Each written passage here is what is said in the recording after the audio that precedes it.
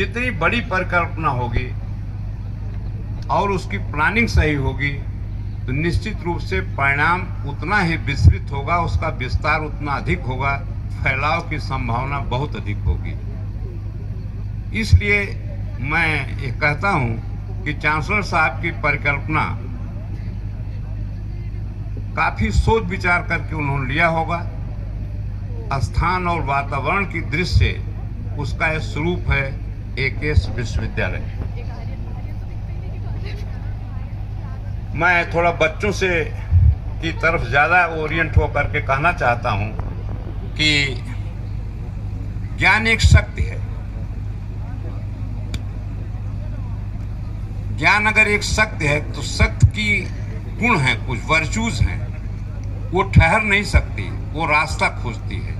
जितना ही अच्छा आपका ज्ञान होगा और उसका संचयन होगा उतना ही उसका अच्छा विस्तार होगा। मैं एक छोटे से उदाहरण के साथ बताना चाहता हूं। हनुमान जी को ज्ञान के मामले में अग्रणी व्यक्ति कहा जाता था, सर्वश्रेष्ठ ज्ञानी भी कहा जाता था और संयमी कहा जाता था। एक अवसर आप लोगों ने अगर रामायण नहीं पढ़ी होगी तो रामायण सुनी होगी, किसी से कथानक में सुनी होगी कि जब समुद्र को पार करना था तो सारे लोग मिल करके मीटिंग कर रहे थे कि आखिर समुद्र को पार कौन करेगा। कोई कुछ कहता था, कोई कुछ कहता था। कुछ वीर ऐसे थे उसमें जो कहते थे मैं जा सकता हूं लेकिन लौट नहीं सकता।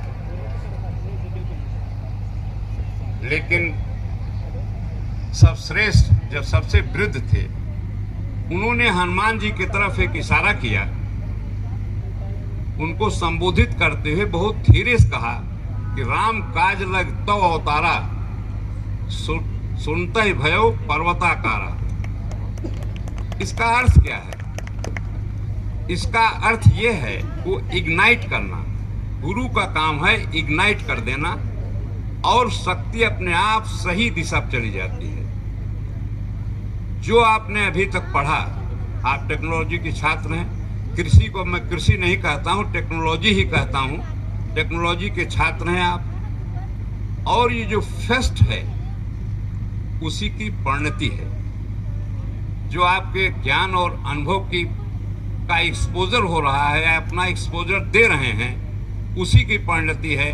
किसी न किसी ने इग्नाइट किया और उसी तरीके से है कि सुनते भयो पर्वताकारा आप एक फेस्ट के रूप में आप कर रहे हैं। और सबसे अच्छी बात यह है कि एक्रीडिटेशन हो गया। इससे आपका स्वाभिमान नहीं, विश्वविद्यालय का स्वाभिमान बढ़ा है। और यह मैं ये कह सकता हूं कि पूरे देश के स्तर पर